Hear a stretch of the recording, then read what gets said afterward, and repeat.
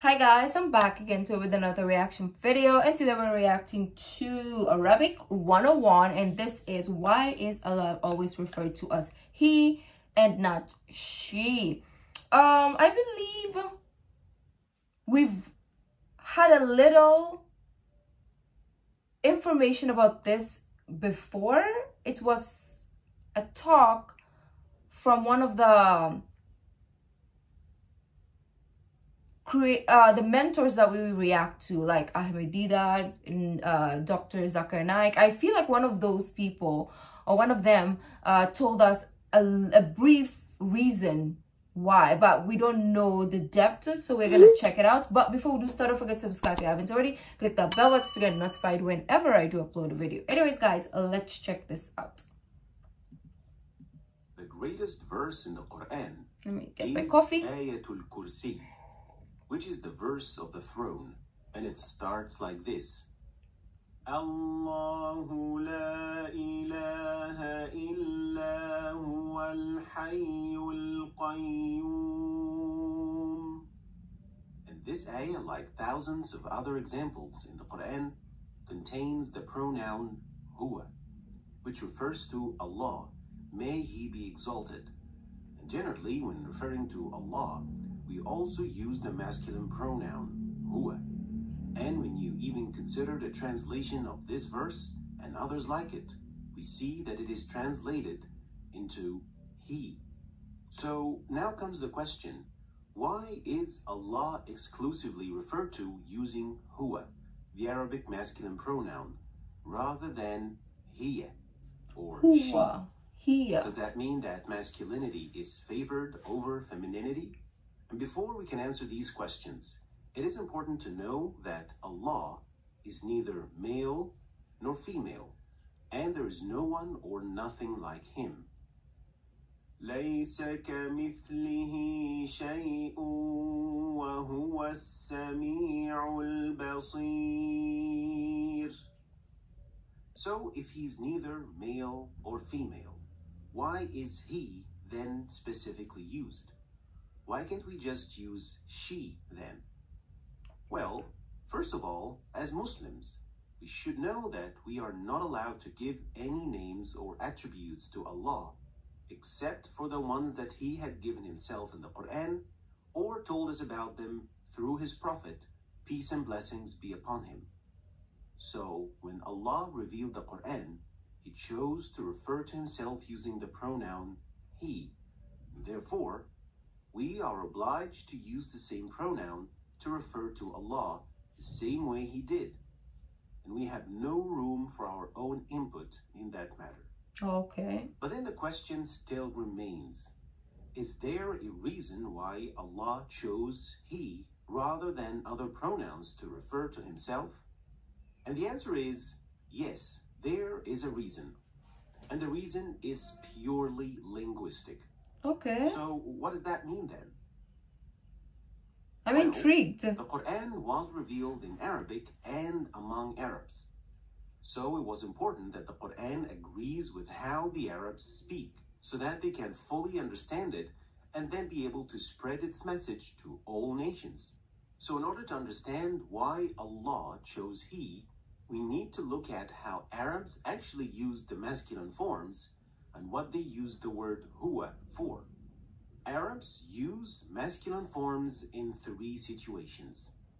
They use it to express, 1, whatever is certain to be masculine. 2, a thing whose gender is not yet known. 3, so do you use it, like for example, somebody's pregnant, but you don't know the gender of the baby? Do you use huwa? Whatever is not described as masculine or feminine. Okay. So let's go through them one by one to understand this even better. Yes, please. So as for number 1, it basically speaks for itself. Anything that is a definite male, we use masculine forms with it, like a man.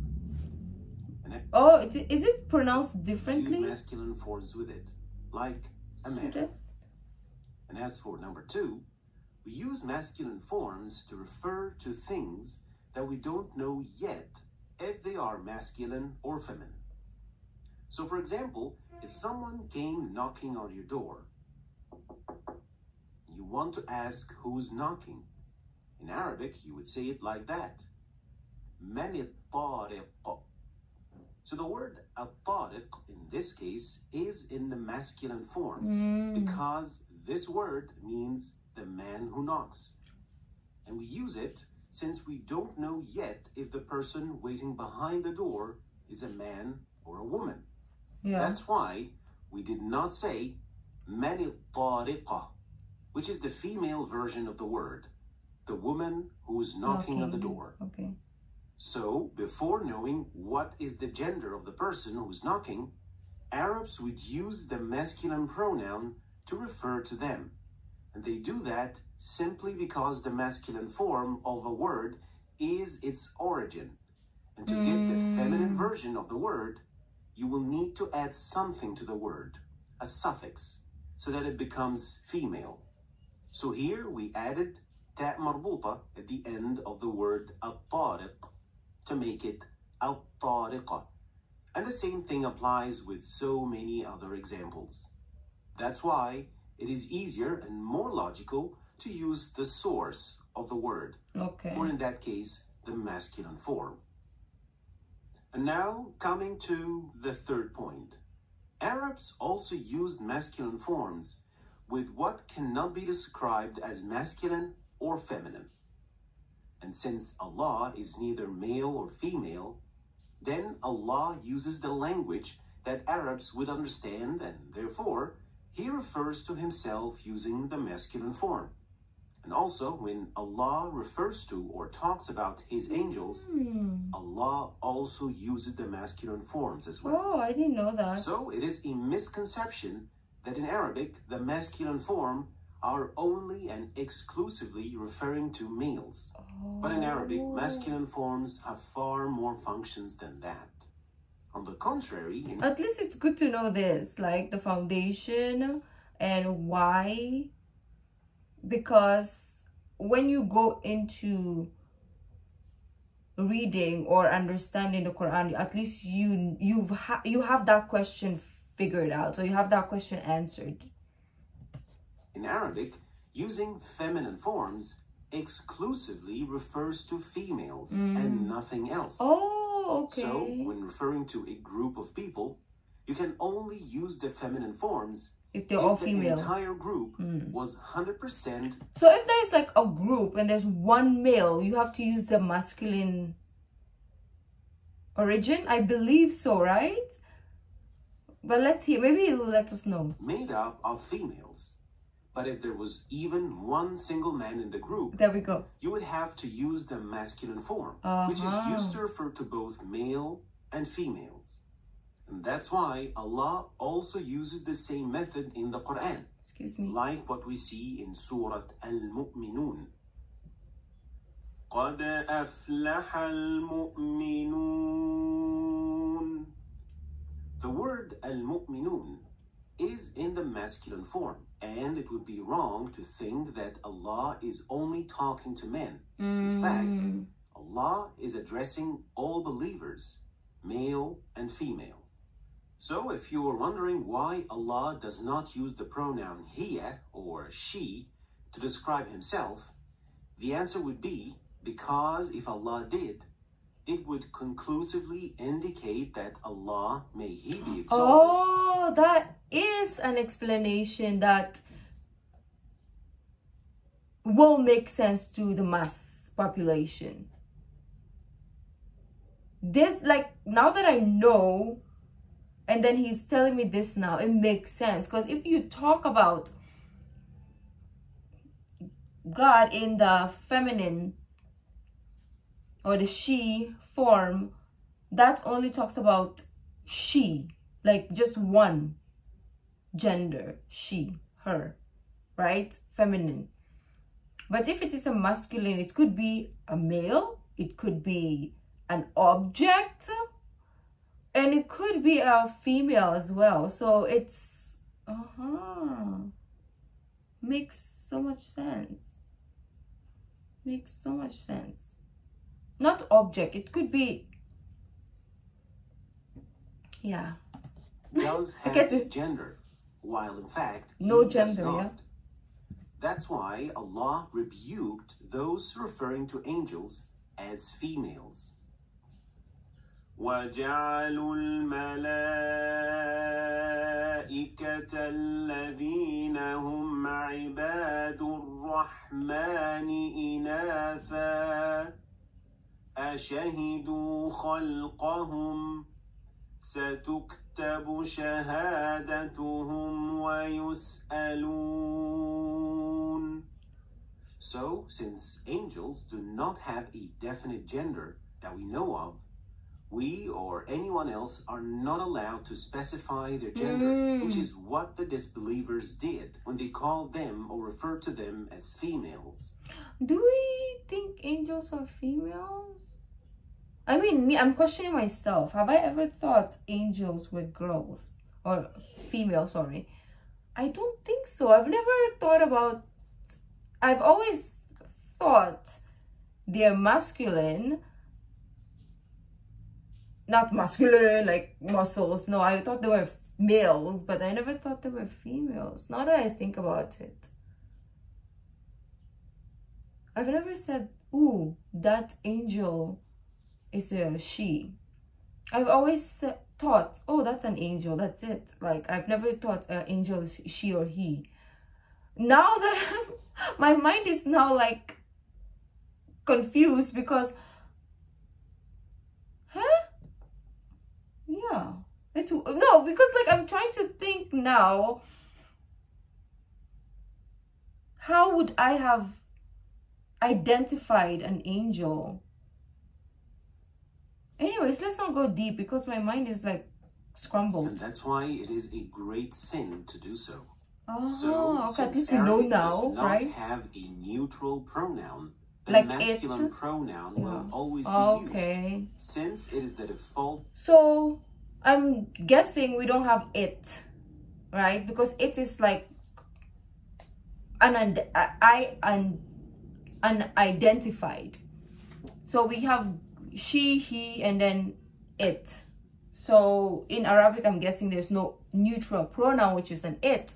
So that's why you go with the masculine. Okay.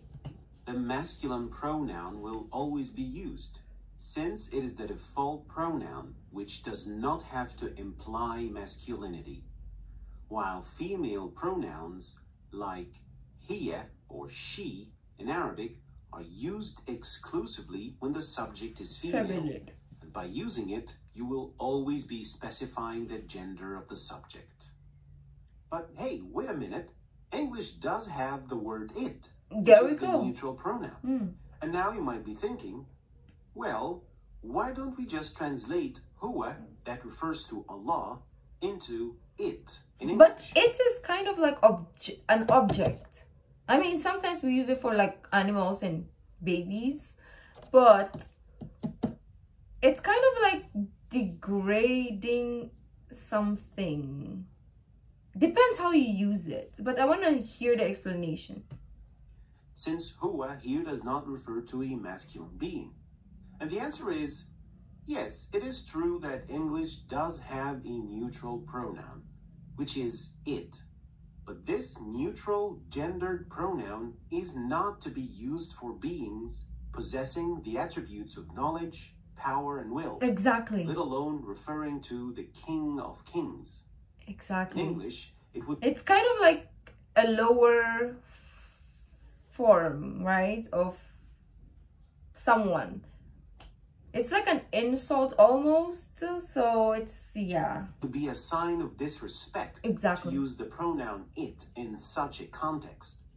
That is not the point, of course. Finally, is the pronoun huwa a name of Allah? And the answer is simply I like no. ooh. Maybe I should learn the female one and use it as my signature, but then everybody will know. Huwa refers to Allah, but there is no confirmed hadith or an ayah in which it states that huwa is indeed a name of the Almighty. It is simply a pronoun that Allah uses to refer to himself.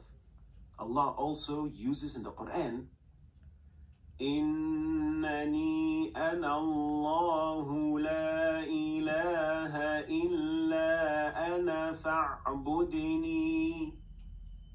Here Allah refers to himself using the pronoun أنا, which means I. So here there is no reason for us to think that Ana is a name of Allah. So similarly, and for the same reason, Huwa is not a name of Allah. I'm just so taken aback by the symbolism, or like the Arabic letters. It's so fun to write. It's so artistic, you know. Either, and should not be considered as such. So in the end, you should know that masculinity or femininity are not among the attributes of Allah, the Almighty. And when using the word Huwa to refer to Allah, we should not think it or liken the Almighty to any of His creation. Indeed, Allah is far greater, of course, yes, and far higher than any. I hope nobody thinks otherwise. Thanks for watching. I hope you've learned something new today. If you did, Always please like and share the video. I always learn a lot from Arabic 101. Like, they really like break it down for everyone to be able to understand. So now it makes more sense. It's like it explains it in a way that you don't feel, how do you call it, like, it just makes so much sense now, especially to people who don't understand Arabic language. You'll have so much questions going into the Quran or anything, or the hadiths. As an example, you might be questioning, why is God being referred to as he, not she? Like, what's wrong with that? Especially a lot of people will question that. And yeah, we have our answers. I mean, show them this video and everybody's happy, hopefully. Maybe a lot of people will still hate, like this 182 people here. Probably they still don't understand. I feel like those are the people who just don't get grammar or don't get language, or they're just hardcore haters and they didn't really watch the video. They just disliked it and moved on with their life. So anyways, let me just shut up. But if you like this video, don't forget to give this video a thumbs up, subscribe if you haven't already. I'll see you in the next video. Bye.